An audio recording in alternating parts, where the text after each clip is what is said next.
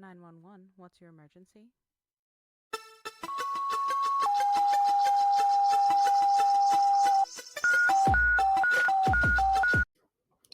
The following content is graphic, emotional, and includes dark humor that may not be suitable for all listeners. Discretion is advised. These stories are based on real-life EMS, military, and healthcare experiences. Calls are real, providers are real, names and details have been changed to protect privacy. They may be disturbing to some and are definitely inappropriate for HR department. Any medical or mental health discussion is personal experience, not protocol. Use your damn brain. Follow your local guidelines, and when in doubt, call med control. If you're struggling, don't do it alone. Talk to someone, a coworker, a friend, a therapist, or hell, reach out to me. I'll answer. Need help right now? Text or call 988 or visit 988lifeline.org. Awesome. Chris, thanks for having us. Yeah. Yes, ma'am. Thank y'all for coming. Absolutely. Welcome back to Dispatch Dysfunctional. Today's guest has spent years working in healthcare, seeing patients at their most vulnerable, the moments most people never see and honestly wouldn't know how to handle if they did. He's a nurse and the author of 10 Years Strong, Black Coffee, and Strong-Willed Patience. And he apparently loves coffee. Collection of stories from dark humor to the kind of situations that stick with you long after the shift ends. Derek, I've introduced you to the best of my ability, but like always, I like to let my guests introduce themselves so people hear who you are, what you've done, and then we can get into it. Oh my goodness, I don't want to implicate myself. No, I'm just kidding. Well, my name's Derek Hadinger. I'm a goofball middle child. Grew up in a solid Christian home, very introverted. Started off doing artwork, reading a bunch of books. We didn't have a TV in the house for at least 8 years. And every time I get grounded, I get thrown in the room with the books in it and feed my brain. Before you know it. Go through high school playing a band. Was getting ready to go to Career Center for Art College. Parents are going through divorce. Hey, I'm not responsible enough. I just played in a band for a while. Woke up. It was about a month after a buddy of mine gave me a Harley Davidson to ride. I hopped on it one morning, went to a church, and I said, I'm getting baptized. Because I'm a man of faith, but the Lord said, Derek, you're getting baptized this morning. So I went out. About a week after that, I woke up out of a dream. I hear my name, and I went to grab the guy speaking to me. And I'm like, well, there's no one in the room. A week later, woke up, and I heard the word nursing. And I said, all right, God, here I am. So I was going to a community college to get a teaching degree. Didn't know really what I was doing because I had given up an art scholarship. I thought it was arbitrary whether I get a scholarship for art or not. I'm going to draw or paint. What are you guys going to do for me? Besides turn me into a robot is what I thought. Yeah. My wife proves the other side of the story. I actually went to art school. And I went the other route. So he started as an artist and went into nursing, and then you are an artist. I played in a band right after high school. A guy I grew up across the street from me. He came in one day, this BP I worked at, to buy a lighter. I'm like, you don't smoke cigarettes, Todd. He's like, no. Hey, you want to jam with us? So, of course, go down there, start burn a number. Next thing you know, I'm in a band for 10 years, getting crazy. It was I had no room for organization, the authority structure from all of the art. I was like, well, if I can already do all of this.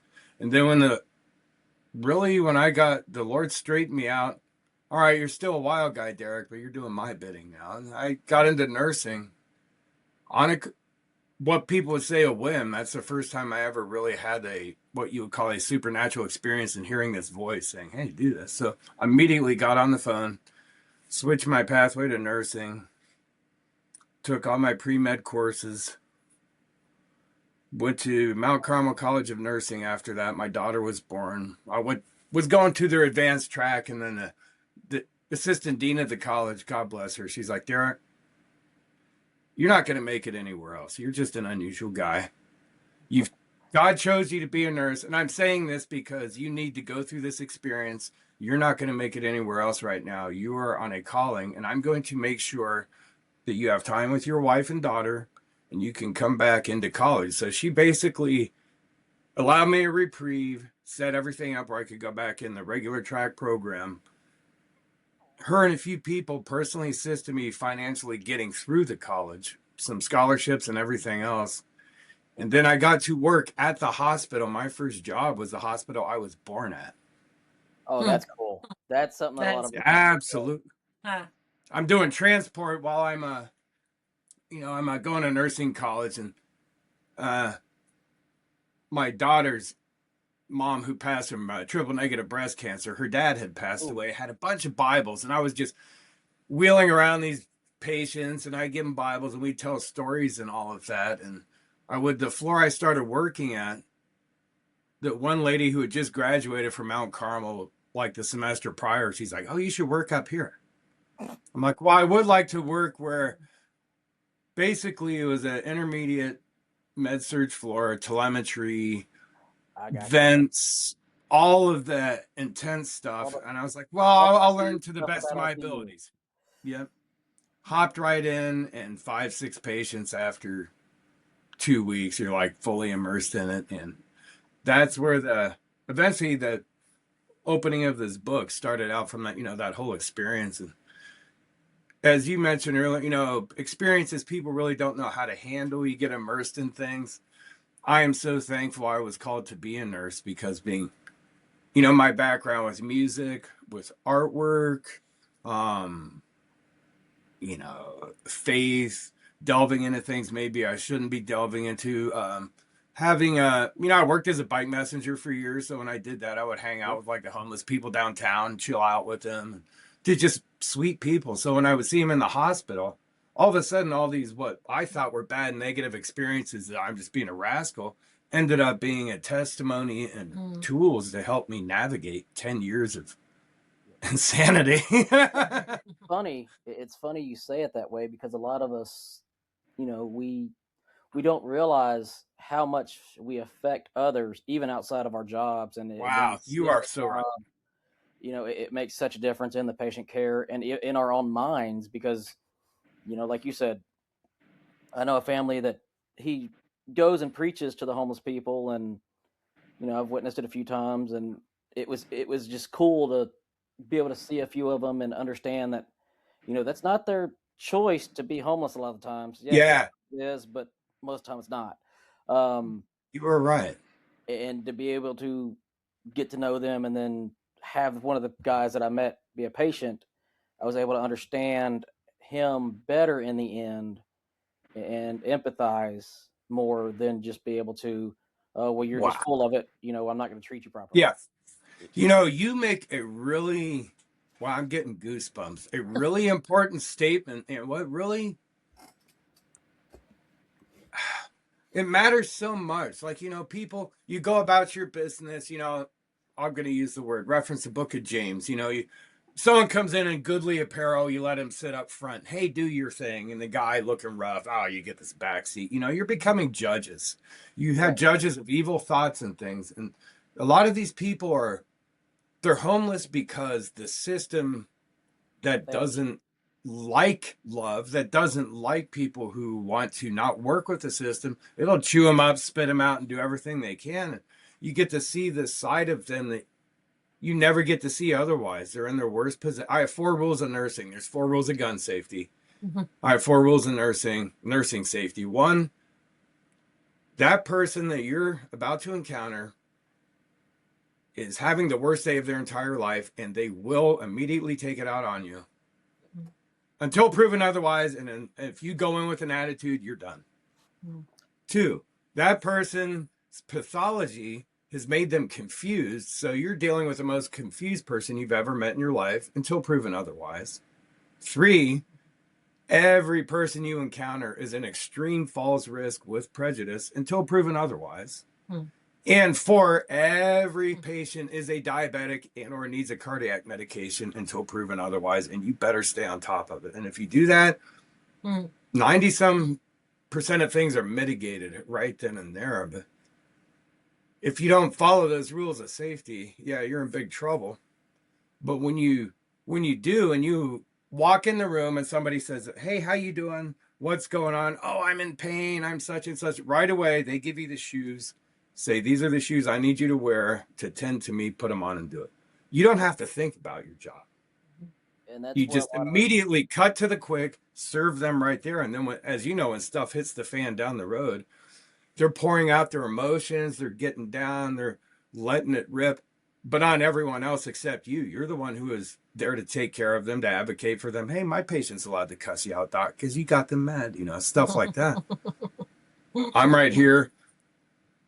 And you'll see people who you thought were rough, who you thought didn't know a thing, teach you and humble you in ways. I've gone home embarrassed and cried like, God, I thought I knew something. That homeless person shamed me to death.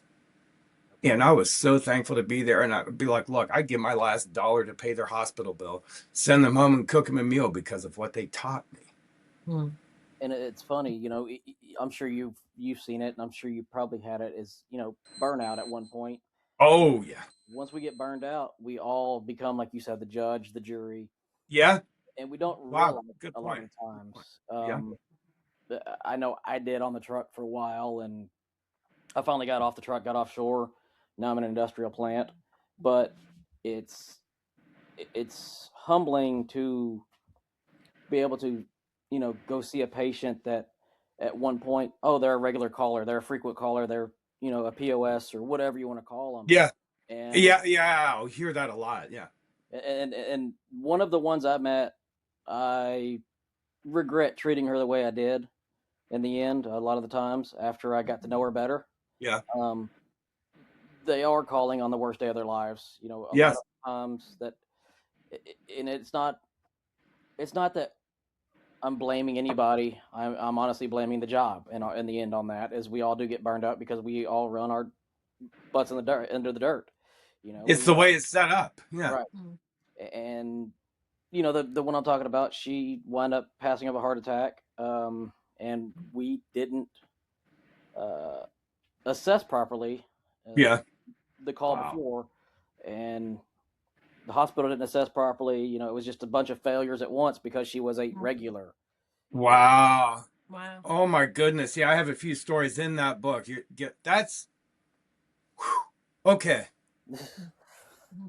You really touched on a thing that I get so sorry, I'm gonna start crying here. I get so passionate about. We're not there for us. We're there You're for them. exactly, and your story there reminds me of I was at the end of my shift trying to chart. They're complaining it. Oh, you chart way too late. And I'm like, I'm in here for the patients. I'm a new nurse, whatever. You take it easy, guys. They transport, wheels up a patient, dumps him off in this corner. Wait, where's the nurse? I don't know. Looking to give the chart to somebody. Person codes. Well, this person had just come back from an unsuccessful surgery, staples and all that. Switched a code to DNRCC. Nobody really knew. Doctors go rushing in there, intubate, start doing staples pop out. This is going to be intense for any listeners. I watched the innards of this person come out and blood and froth come out of the mouth and just every compression. And then somebody's like, stop there. And whoa. Next thing you know, this patient's wife comes up. What the F are you doing? You murdered my husband. And there was a lack of communication as to where his room was at. She had wrestled with security downstairs. Like you're saying, it was a catastrophic failure all the way through. Right. I stayed there and I got the chaplain. I said, Steve, however long I need to stay here to help out with this. And we sat there. He went in, let this lady hit him, scream at him and all of that. And she apologized. And he's like, that's okay. Prayed with her and we talked and we talked. Next thing you know, this guy's brother comes up. He's built like the brick poop house, ready for revenge.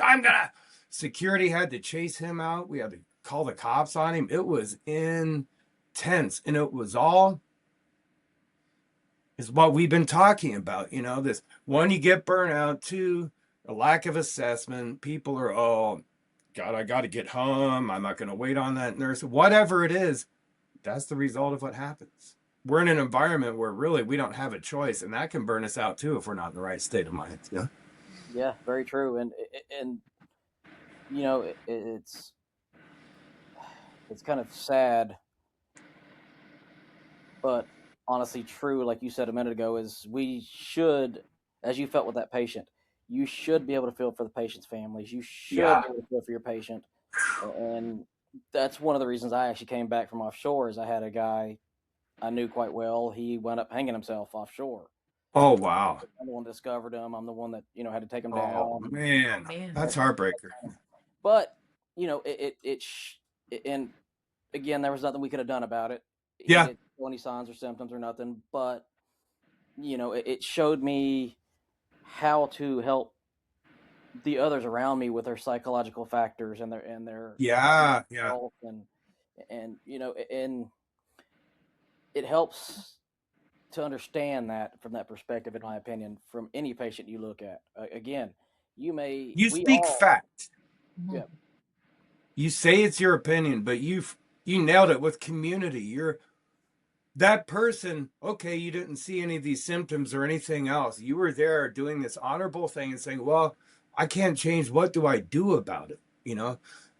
That's the whole key is what do we do about it? And it just to minister to other people around that person. I realize that patient, like you've probably seen it, you're dealing with someone and a family member comes in, blood pressure goes up, heart rate goes up, all these vitals, and they don't say a word. You're like, ooh, everything's so connected. And I'm so thankful that you light onto that and that you're tuned into that and a part of helping ameliorate those circumstance, whatever's going on by dealing with a family, because well, a lot of times that's what gets people in trouble in the first place. No one was there to listen. No one was there to talk to them.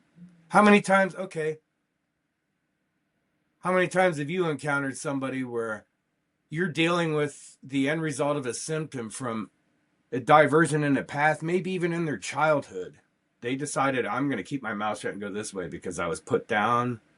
I wasn't loved right. I wasn't listened to. And really, all these health problems I've dealt with, that's what it's gone back to boil down to, is something that happens and it puts a mindset and therefore opens up doors for people to entertain things that are either good or bad for their health.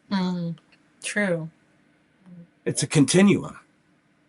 And, on the other side of things too, is we've all seen the bad patients. We've all had the horrible patients, but we also have those ones that just make us look back and smile and laugh. Do you have? Yeah, you got that right. Think of? Oh my gosh. I had this guy. So I go in this room. I was probably a year or two into my nursing career on this floor. 92-year-old guy, his wife, she's sitting back, that big old grin on her face. He just respiratory problem, had pneumonia. And there's a nursing student, teacher's like, you don't mind helping out the student? I'm like, oh, I don't mind at all. Proper young lady. Well, we're trying to move this guy up. Oh my gosh. All right, so I go through that student, let's do this or whatever, and he's trying to say something, like stop and listen to me. I'm an old guy. These things hang. So we move him up, and he's like, do you have an effing boyfriend? And his wife's sitting back there like, this is good. Girl's like, her eyes are all white. My balls. I'm an old man. Don't you know how to treat a guy's balls? And I'm sitting there, keeping the straight face. And she's all like, and his wife's back there. Yeah, he's an old man. And when old men get up, well, when you go to like a fair or something, you see these animals and they hang out. Well, that's what happens to these old men. And to keep them happy, you just know how to treat their balls, okay? And she kept her mouth shut, and this girl opened the guy. Poker face. So we're doing debriefing afterwards, and I'm dying laughing, explaining to this girl they were pulling a joke on, and she was just freaked out. And thankfully, her rest of her nursing career, I'm sure, was hilarious. But that was totally broke the ice. And this guy, we started cracking jokes. He was so freaking hilarious. This respiratory guy comes by. He's coughing and coughing and coughing. You need a respiratory? Get down the hall, you son of a bitch, and give it to someone who needs it. This guy's cracking jokes. The best my lungs ever worked. Get down the hall.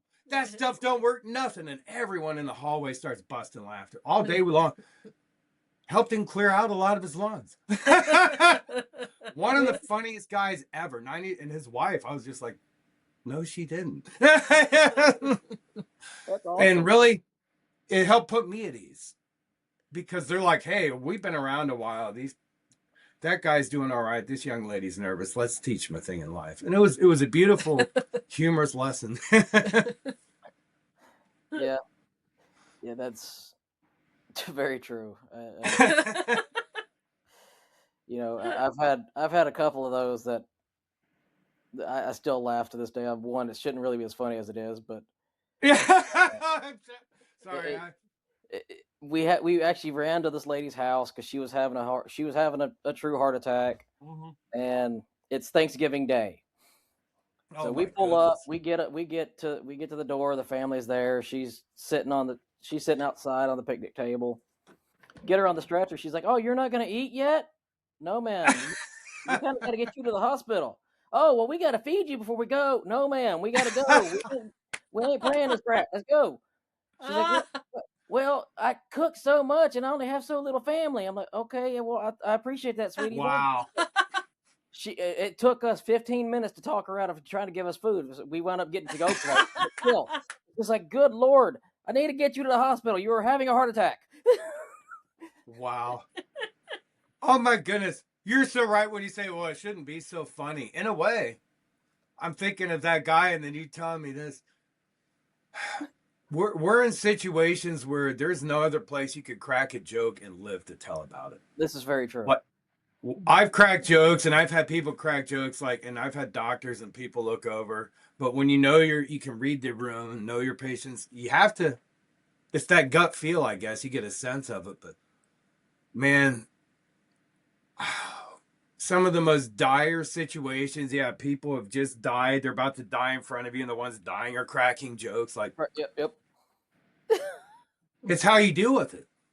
There's no other option, and it's like, well, we got to break the ice. We're human. We're gonna suffer. We're gonna go through this. Let's make fun of ourselves while we're doing this. And it really, it's a survival mechanism. Yeah, and powerful tool of humor is. I tell you what. I actually had a patient that it wasn't really funny, but it was interesting to see how she joked about something because we wound up going to the house and not knowing that she was being sold type deal. And oh yeah. And she was just joking about it. She's like, "Yeah, I make them all this money." I'm like, "Oh, okay, cool." I'm like, "Where do you live?" "Oh, I don't know. I'm not sure where they're sending me next." I'm like, "Oh God." Like, "Okay, you want to go to the hospital?" "Yeah, I want to go to the hospital." And of course, we wound up getting FBI and all that involved later, but it was just like, okay, why are you joking about this? I mean, again, mental compensation. Yeah.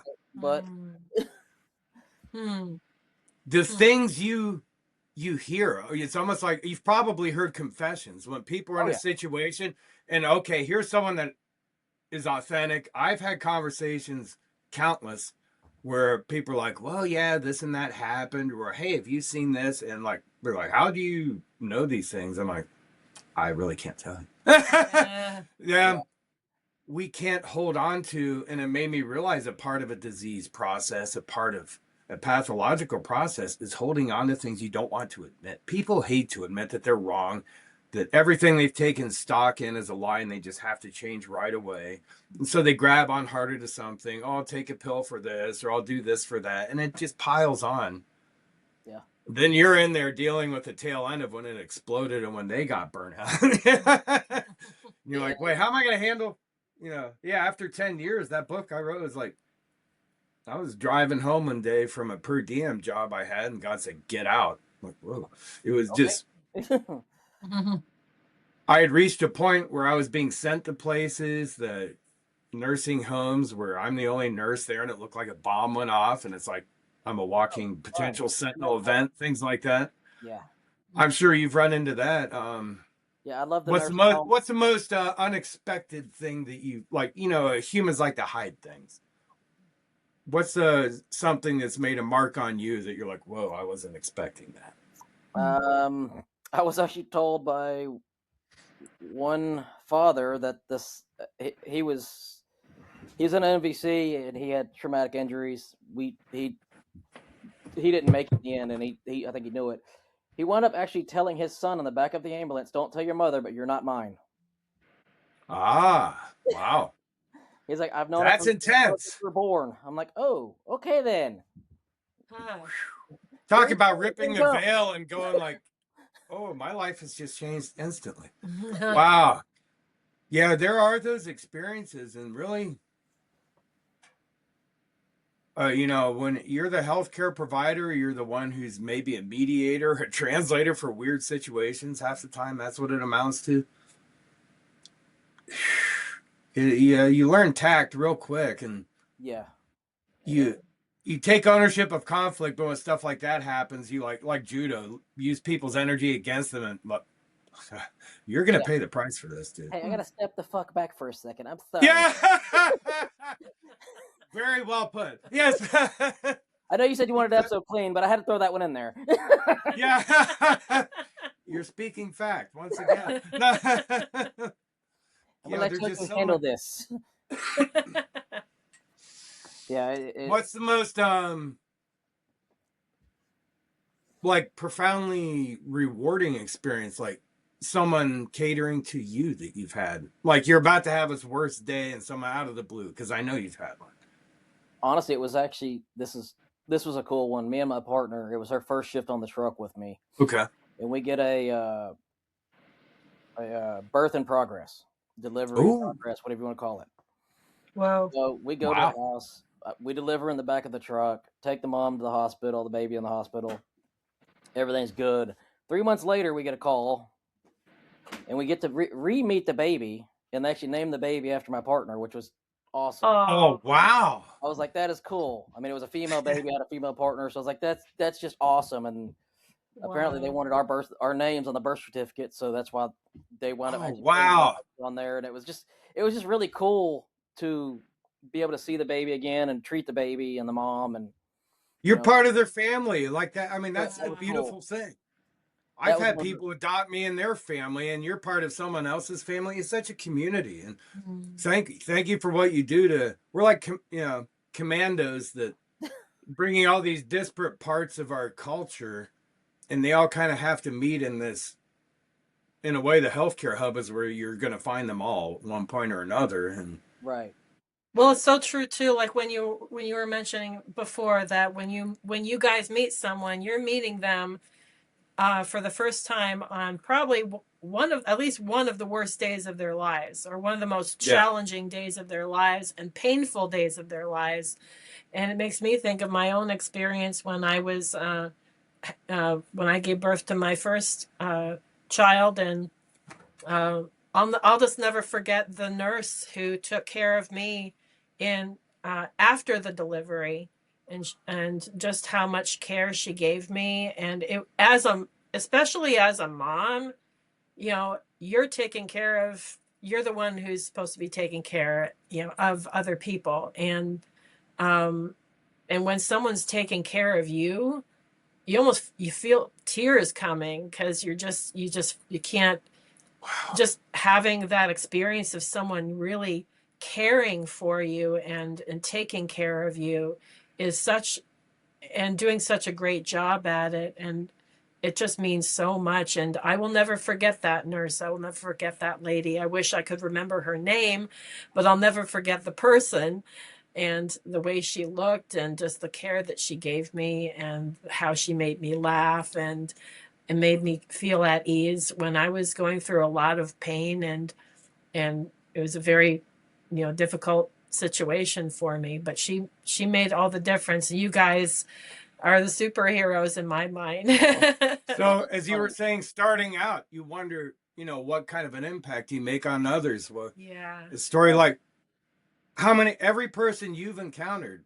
I'm just going to put it out there now that I'm talking to another person. Usually, you're analyzing your own thoughts and don't think of some things, but every person that we've encountered is within this context. Yeah.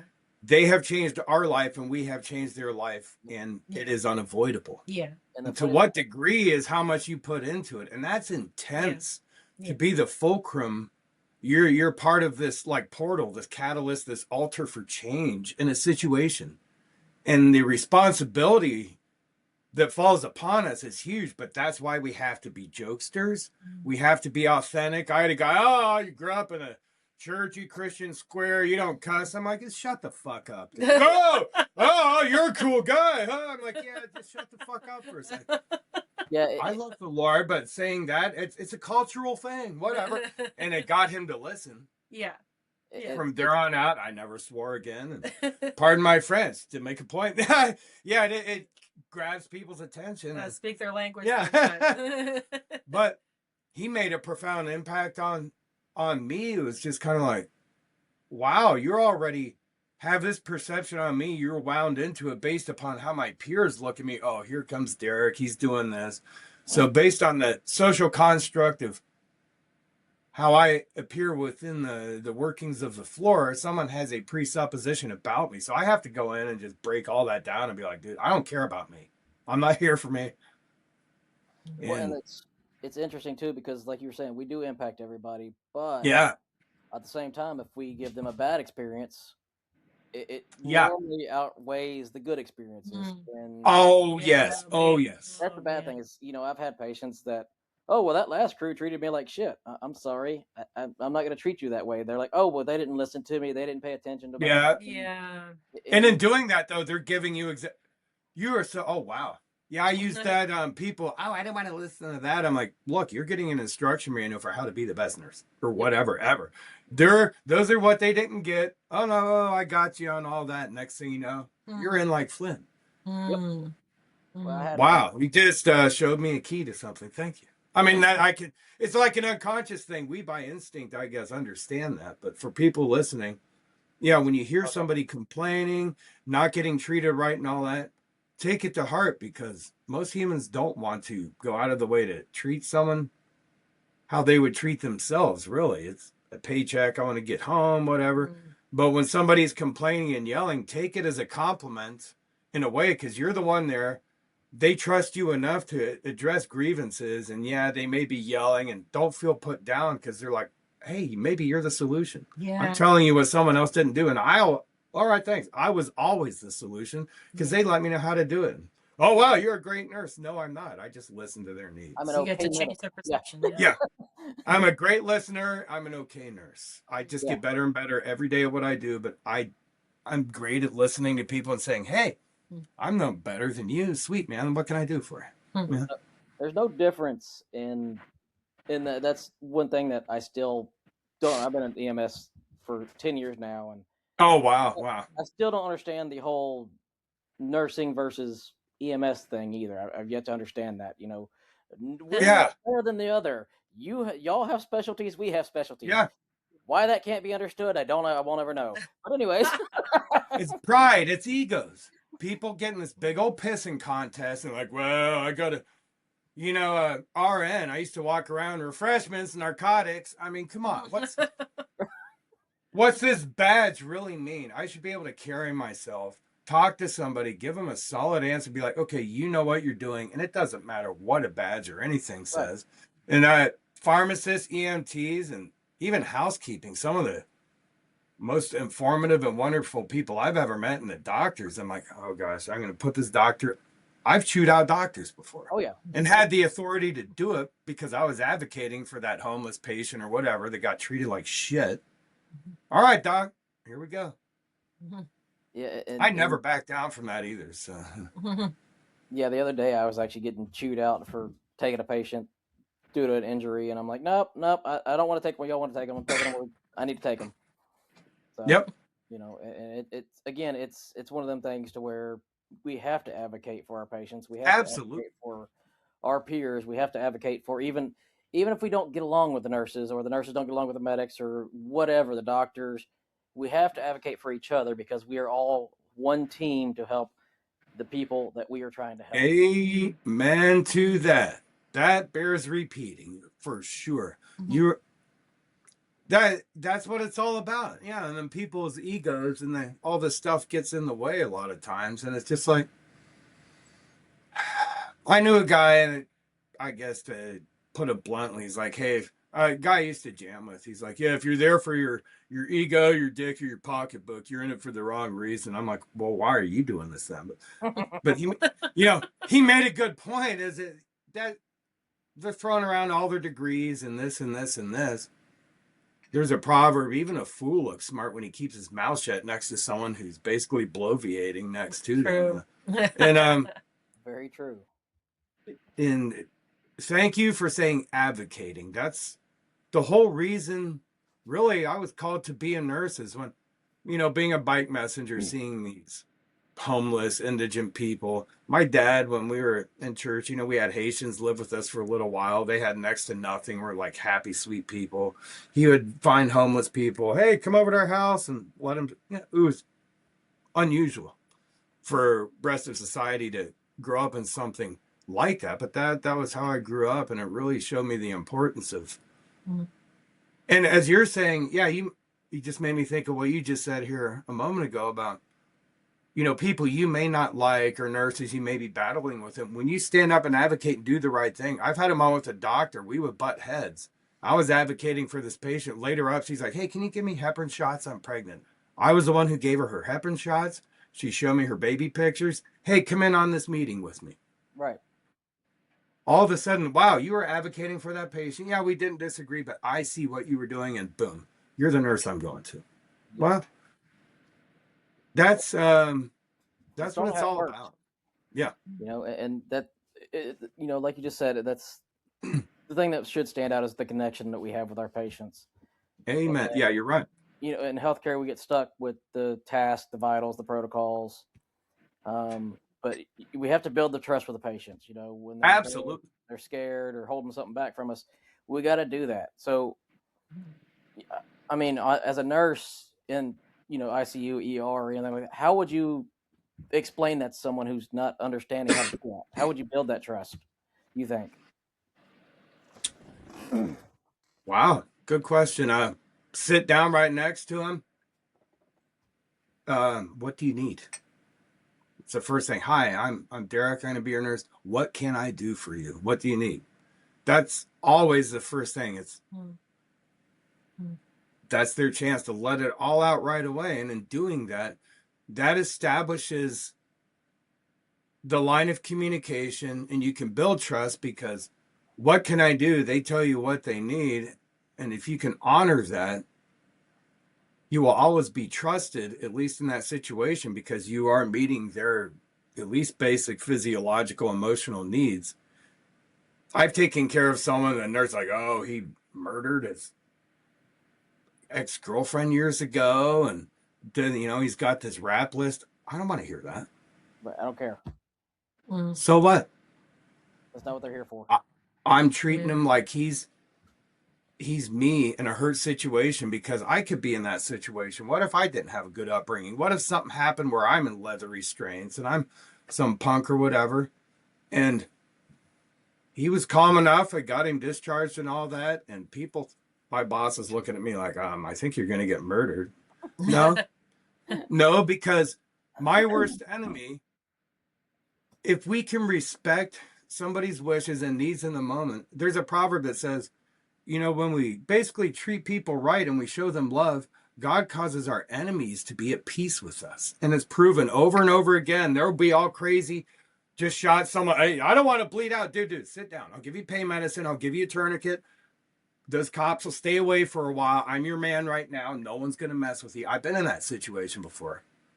Cops are like, no, dude, we'll stabilize him. Just back up. Yeah. And the scariest person I've ever dealt with trusted me implicitly, and I did to them in that moment. We had to. Right. So it's trust. It's earned, it's shown, and it's laid out immediately. Otherwise, one's not to be trusted. People are like, oh, you need to respect me. I have this badge. You can trust me. Yeah, whatever. Look at politicians. They say that all day long, and then that's as far as I got to go on that. Yeah, and the bad thing is if we don't build that trust, if we don't show them, you're done. Yeah. We are not able to treat them. We are not able to get any information out of them. You are. Oh wow, you're so. Can you please say that again? Seriously, that is important. Important. Again, if we don't have the trust, you can't. I actually have an instance for this. Again, it was a regular I had, and I was again burned out and didn't treat him properly. But she wound up getting pissed off at me enough because we were staging for a call. She wound up throwing her pill bottles at me and calling me an asshole. So after that, she would never talk to me again and tell me what's really wrong. But that's where that whole trust, Yeah. comes from. Yeah. But yeah, it's wow, you're so right. And that's how many times, Derek, you need to be this person's nurse. You're the only one left I've lost count how many times of that. Yep. Because of that mistrust, or somebody says something and somebody comes at him another way, like, no, I don't trust you at all. You talk to me like that. Yeah. Now you're in an expensive process. You're charging people all this money just to get them pissed off, not fix anything. They'll be back later. Yep. And then they're going to be pissed off at somebody else. And then all these medical professionals, well, let's get you to this next specialist. Yeah. What? Yeah. And that's one of the things that I think a lot of us in the healthcare field need to learn better is, to have better empathy with people Yes. Because it seems to me, I'm not sure about you, but it seems to me like it's almost being lost a lot of the time now. You are 100% correct. Actually, I'm starting to write a book on that. It's about basically spiritual warfare and medicine. I was doing credits for, continuing education and all that. Right. Getting into multiple sclerosis and all the pathology and all these different chemical pathways for treatment modalities and stuff. And it did not mention about the soul. It did not mention about one's feelings, one's connections to the world around them and how it affected their health. And it was like, well, if that didn't work, then we go into this and pushed farther away the human element. And as I was studying my credits, and this is just recently, I almost got like violently angry at the system. Like, wow, I've worked in this. And now that I know so much, it's just more and more of a push. It's like, oh, by doing this, we can get better. By doing this, we can get better. I'm going out on a limb here. Evolution is taught. It's almost as a religion. You're forcing people to believe these things that they weren't there to believe in, but by evolving, we can get better. Well, that opens up a door. Well, let's try this drug. Well, let's try this thing. Well, let's try this and we'll get better and better. But the second law of thermodynamics says we tend to disorder, and there's no rule against that. So we have this dissonance within the system. And when you take that human part out of it, you are so right. Empathy is gone. We can't empathize because we're using a metric. It's like moral relativism. Well, what's right here? Well, we'll adjust this. We'll keep it right, but there's no real truth. It's just something that fits the modern paradigm and idea to continue studying it and experimenting on people half the time. Half the time, medicine's super great. So you're not taught to empathize, basically. Yeah, you're taught to rely on a system, pills, and methodologies and scientism instead of empathy, holding somebody's hand. There's a proverb, kind words are like, sweetness to the stomach, they're like medicine to your bones. I mean, it's funny. My wife's having a rough morning. I hugged her, and instead of anxiety medication, boom. It helps. Yeah. The tears, that came from him just holding me and allowing me to have that moment. The tears healed me. Just feeling that caring presence wrapping around me was enough to just heal me in that anxiety moment. It's amazing what just someone who cares will do for a human being. So you're a healer, sir. Oh yeah. Don't forget it. Don't forget it. We Amen. And the realm of what we don't speak about a lot of times really is, bringing it home with us bringing us home with us. The patients that stick with you that are bad, the patients that stick with you that are good. The unhealthy dealing with it. Drinking alcohol, drugs, whatever. Yeah. Just the whole period of breaking down due to this. It's just something that we all got to start staying more grounded. We all got to get help. We all have to. Absolutely. Have problems. And myself, I started seeing a psychiatrist. I feel a hell of a lot better than I ever did my whole damn life. Good. Good. Really, you do need to seek out. Thank you for saying that. Seek out good counsel. Yeah. Whether it's a psychiatrist, psychologist, a trusted friend or two that really can objectively listen and analyze. And there's a proverb: "The scorn of a friend is better than the kiss of an enemy." Find somebody who's willing to be caring enough to be truthful and to listen and keep it quiet like that. That is crucial. Otherwise, yeah, we can't do it by ourselves. I tried and I failed. Oh yeah, we all will. There's no way to do any of this ourselves. Yes. It just And gets too much for one person. absolutely. And note to what the vein of what you're nailing a great point on, the empathy and advocacy, the more we reach out and get other people, I don't know, this community, this process, we do that enough, all of a sudden we don't have to ask what's wrong. We instinctively know, and we just go help somebody out. We can see somebody going through something instead of, I wonder, like, you instinctively know, and you just, like my wife this morning, I was like, oh my goodness, I didn't give her enough hugs. That's why she's like that. And I stopped everything I was doing and immediately. But that spreads, you go through the community and someone's like, oh, wait, that person needs a hug. Wait, that person needs someone to sit down and say, hey, just chill out for a second. Things that you've done for these people, you've planted a seed. Sometimes you've added water to it. Sometimes you maybe helped pluck something that was waiting to be plucked, The small actions add up to such a large amount. Yeah, you're so right about that. And if you ignore that one small action, it all falls apart. Yep. Yeah. And so I know you all are scheduled for 30 minutes, but for the provider listening right now, maybe they're new, maybe they're burned out, maybe they're just trying to get through the next shift. What would you want them to hear right now? Good one. It's okay. No matter what you do, what situation you encounter, you are human. The people you're dealing with are human. And if you're willing to sit there and listen and to put your personal feelings aside and allow someone to speak to you and you to respond to them, you will always learn something about yourself, obtain wisdom. You will always obtain good, solid, lasting relationships with people. And you will also set an example for how to, as this world's falling apart, lacking empathy, to kind of pull out the thread. Love is like this thread, and let's just sew it all back together. Be listening, be loving, and fully present, and know that your worst situation will teach you the greatest thing ever. Don't be afraid. Don't panic. It's all good. So is there anything that this has stuck with me since day one? Someone, when I first got into EMS, told me, this job will change you. Don't let it. Is there anything someone ever told you in the beginning that stuck with you?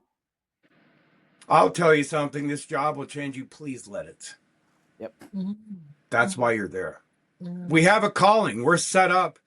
We have a mission. Humans need purpose. We need to suffer. We need to feel joy. We need all of that to develop our character and to make us who we truly are. And once we finally realize that and can let that light shine, that just creates it for the next generation and the next generation. Hell yeah. Are you still actively nursing? Yeah, actually, funny thing, I'm delivering pizzas and I drive them by this, I've been working a pizza delivery, and the boss I have, he's his character. Nothing's by accident, but anyway, I drive by, there's this place called Kingdom Key Healthcare, and I'm like, oh, cool, neat little agency. I kind of worked at one, and then I'm driving by on a delivery, and I hear this little voice in my head, Derek, why didn't you write that number down? All right, God, I'm going to get it this time. And I go by, and he's like, you forgot it again. All right. So I get out of my vehicle, walk in, and the book I wrote basically gave to this, Here's my resume. I called this lady. We talked for a while. Oh, we weren't looking for a nurse, and I'm a man of faith. I saw your side. Oh, wait a second. By listening and being fully present, well, next thing you know, an opportunity was created where there was none, basically. That's awesome. And then I go in, walk in, her husband and her are about to leave to do something. We're trying to coordinate. I'm like, here's my book, basically my resume. We talked. And then she called back. We had this interview, and my lovely wife sat in with me on it. And she got to, I said, here's my emotional support wife. It was an intense day. All this stuff was going on. But that really, One of those. it opened up a lot of doors. And she got to see me from the patient perspective, I guess. Like, yeah, you're interviewing me, but you're also seeing me in a somewhat dilapidated state. And really, it lended towards the authenticity of a situation. And yeah, she just lent me this job offer. And I was telling myself, man, if I get back into nursing, I need a job where it's not AI driven, metrics driven, stuff that we've been talking about driven, like you want to avoid. And it's just like, I want to be there for the people, be out in the community, keep them from the hospital, do all of these things. And I said some prayer about it, and yeah, after talking to this lady, it's exactly the nursing job that I want and need. That's awesome. Yeah. That is And awesome. yeah, it's amazing. So now I get to go out, deal with these characters that we've talked about that are out in the community and be like, oh, I got some jokes for you. You think you're tough? Like, but just, yeah, meet them on their ground and their environment and their homes and help them feel comfortable with, it's like, it's okay, you're different. Your home is your home. None of that really matters. What matters is you. And let's just work this out. And all this stuff is just stuff. I meet here, I'm a slob there, I do this, I don't do, who cares? You know? And a lot of people, that's what they need. And I'm thankful to be able to go out and do that, because you come into a hospital, well, you obviously need to change this. Well, you're doing this. And well, maybe, do they? And who knows? They just need to be loved and met and explained as to why maybe alternatives would help them out and let them choose. And really, a lot of times you give people that, they'll choose the better option. They just need to be respected. And it's like you said a minute ago, is the whole metric thing is, to me, a bunch of bullshit. Pardon my language. Metric, ton of bullshit. Yeah. It's just like, I don't understand why it matters if I have this number or this number. Shouldn't it matter on, is the patient alive? Is the patient dead? That should be what matters. You're right. And numbers get pushed around. Those people who are good at metrics, they'll get a job in local, like, government finance after nursing sometimes. Right. Like, whoa, that guy's really good at making us, hire him. He makes us money. Yeah. I have to laugh at that. That's really what it amounts to. And that's just like, okay, that's not what this was about in the first place. Let's get away from that. I can understand the satisfaction in a way. Yeah. But at the same time, you're not going to satisfy everybody. There's just no flipping way that's possible. If you do, you're a sycophant and get out. I want to puke. Yeah. I'm just saying, there's no way. You just can't. Yeah. Because, like you said, we're there for their worst day. And absolutely. If it's their worst day and you're making them happy enough to say, oh, yeah, this was a fantastic visit to an ER that stabbed me with a needle, cut me open. Hold on. What happened? Again, like you said, the whole metric thing is just like, no, I'm good. Yeah. Yeah, it's a great way to obfuscate a bunch of BS. And I would call it out. Like, I'd be charge nurse on a floor in the hospital. Oh, we're doing this meeting and metrics say this. And I'm looking at my boss like, dude, don't eat. Shut up. Because when I would speak, the CEO of the hospital and the chief nursing officer, oh, do you have any suggestions? Yeah, we need a few more aides. We could do this in here, like totally off the ranch. What they wanted me to talk about this metric. I went to what needed to be done. And I said, look, I'm willing to forego my raise if you give my aides a raise or hire another one and use that money to do it. And the CEO of the hospital, he's like, you're being serious. I'm being dead serious. Yeah. Couple weeks later, everyone started getting raises. I can't necessarily say it was because of that, but I publicly embarrassed them, basically. I mean, I'm sure that has something to do with it there. That metrics. Bullshit. Metrics. Yeah. It's I've never agreed with that. I can understand using, epidemiology, pathology. Yeah, absolutely. Things that can actually be construed and good analytical tools you're absolutely right. It just gives you a picture as to what is happening in real time and not painting a picture as to what you want somebody to believe, Right. Yeah. The tools are good when they're used properly, I guess. Yeah, it's like AI. All this Yep. whole everyone's using this thing so freaking much, and it's. Yeah. Don't get me wrong, I use it, but not to the degree of others. I'm like, hold on a minute, Yeah. you didn't write Yeah. that. That is Yeah. not what this was about. It's be like that wrench that tightens like a torque wrench that you don't have or something. Like I'm the one fixing this. I put the bolt in, I did everything, but I still need this to do a specialty thing. AI is I I never really use it, and if I do, it's by accident because of I'm just such a nerd, and it's one of those things to make this point to nurses too. Study, read your books. Do not rely on AI. AI is built on a sycophantic platform. It will always agree with you. It has been known to lie.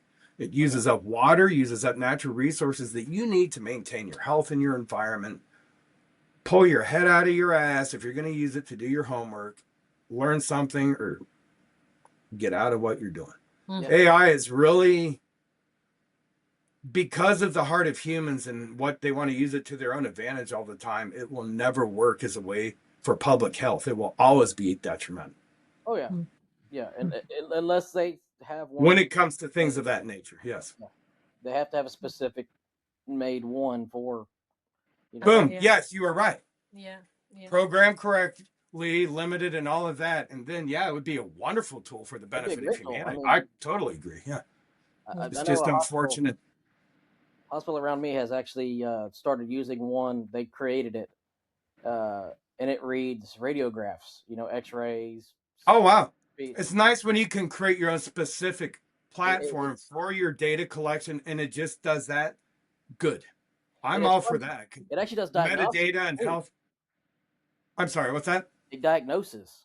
Yeah, absolutely. You're so right. But just think how many million of pictures a robot can analyze in a second. Like your lungs and my lungs and her lungs, and we have a condition. All of a sudden, it says, "Well, based upon my 10 trillion lung analysis within this 3 seconds, that really helps out." Yeah.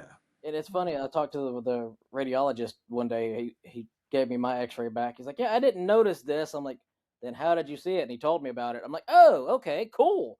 Yeah. Wow. Yeah. Huh.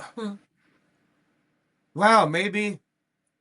I mean, I'll rail out against it, but when in Rome, do as the Romans do. So I appreciate this discussion. Maybe I think from here on out, okay, here's a tool. It's ubiquitous. I can't avoid its use. So let's change our mindset on how, when, and why to use it. That's the whole thing. Is you got to know when, you got to know why, and you got to. Yeah. Thank you for helping me see a different perspective. I appreciate that. No, you're welcome. I mean, I'm not for it. I'm not against it. Really. It's like a firearm. It just sits there, and if you have to use it to defend yourself, or you have to use it to target you or whatever, it doesn't do anything until it's acted upon, basically. And then just like any, I guess, technological tool that we have, like the internet or cell phones, it's like when used properly, correctly, without malice or whatever, it can be a really valuable tool. Silly humans. All right, Derek, I had fun with it. So that was Derek Hadinger, a nurse, an author, and someone who's firsthand knows what it's like to connect with patients beyond just the medical side of things. Derek, thank you so much for your time. And if you ever want to reach out just to shoot the breeze or discuss, I really appreciate it, man. You have something it's in my wheelhouse. You talk to a lot of people, like, okay, that was a great discussion. I'm off in my world. I appreciate what you're doing. I can't thank you enough. Keep up your advocacy and to keep up what you're doing to share these things with people, because in this world with this lack of empathy and everything else, we need this message to get out, and I thank you for reaching out for all of this. Yes, sir. Yeah, I appreciate it. For anyone listening, though, where can they find out more about you, your book, or connect with you? Well, that's where I come in, I guess. My beautiful publicist here. You go to our book website, which is cawpublishing.com. cawpublishing.com. That stands for Create Away Publishing. Oh, cool. And that you can find all our books and especially Derek's memoir, the 10 years of strong black coffee and strong-willed patience. It's funny reading it myself. I even though I'm married to him, I learned a lot about him just reading the book. Oh crap! I married this guy. I was like, it's like, wow, I married a superhero. Oh, wow. Jeez. If I didn't love him before, man, wow. Also, because it's with healthcare, and if anyone were to want to discuss anything with me, my personal email is deerak.entertainment@gmail.com. DRACentertainment@gmail.com. And I'm willing to talk with anybody about anything with healthcare, anything like that. I just think it's important to stay connected and reach out. It's all who you know. And his book is also on Amazon, Yes. on paperback, hardback, and Kindle now. I feel like a marketing person here. She's a rock star too. She's a publicist, rock star. She helps me behave. I don't know how she does. I'm bananas. Look at my shirt. Yeah, it's like wear the banana like shirt today. Thank you. I found it very appealing. Bad. That was a horrible dad joke. Thank you. I want something. If my daughter watches this, she can go, oh yeah, I did it. I really appreciate you coming in and being real about all this, man. Absolutely. Thank you. Happen. Again, before we wrap up, what's one thing you want every listener to carry into their next shift or into the next day or so, or whatever you want to call it? Sing a little song, go to your happy place, and know that you're doing the greatest thing that you could ever do for anyone else by being there for them. And no matter how bad you feel, you have a reward you don't even know about waiting for you at some end down the road. Just keep the faith and know that people who might pretend to hate you, you're actually one of the most loved and respected people in society, because you're willing to put your feelings aside and to be there for someone else. And that's a beautiful thing. And keep it up. I'll go ahead and hit stop now. If you think it's too heavy to say it anyway. It beats a eulogy. You don't have to apologize for surviving however you can. You're not the reason things are heavy. You're the reason they're still moving. Need support right now? Reach out to me. Reach out to somebody. Text or call 988 or visit 988lifeline.org. You're not alone. Not in this job. Not in this fight. Want to share your story or connect? Visit critical-run.com or message the Facebook page, Dispatched and Dysfunctional. We're building this for you, for them, for all of us.